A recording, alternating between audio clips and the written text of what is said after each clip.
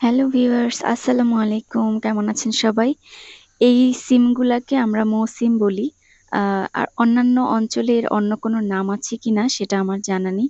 তবে যারা জানেন তারা কোন অঞ্চলে কি নামে এটাকে ডাকা হয় সেটা কিন্তু আমাকে অবশ্যই বলবেন। আর আজকে হচ্ছে আমি এই সিমগুলো ভর্তা করে নিব। যে ইনসিয়াকে স্কুলে দিতে গিয়েছিলাম তখন এগুলো দেখে মনে চাইলো তাই নিয়ে আসলাম। সেই ভর্তাটাই আপনাদের সাথে শেয়ার করলাম। প্রথমে সিমের আঁশগুলো ফেলে সাইড থেকে আমি এটাকে হচ্ছে পানি দিয়ে সেদ্ধ করে নিব। পর্যাপ্ত পানি দিয়ে হালকা লবণ দিয়ে ঢেকে এটা আমি সিদ্ধ করে নিব যতক্ষণ না এটা সিদ্ধ হয়ে যায়।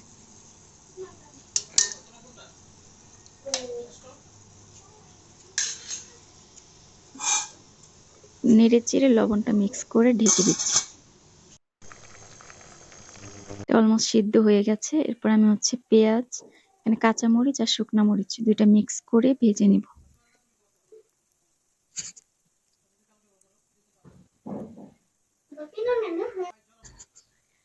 পেঁয়াজগুলো ভাজা হয়ে গেলে আমি পেঁয়াজ আর মরিচটা আগে হচ্ছে ম্যাশ করে নিচ্ছি,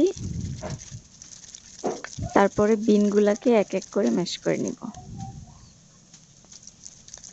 এগুলোর আঁশগুলো আগে একটু সরিয়ে নিয়েছি। ব্যাস হয়ে গেছে।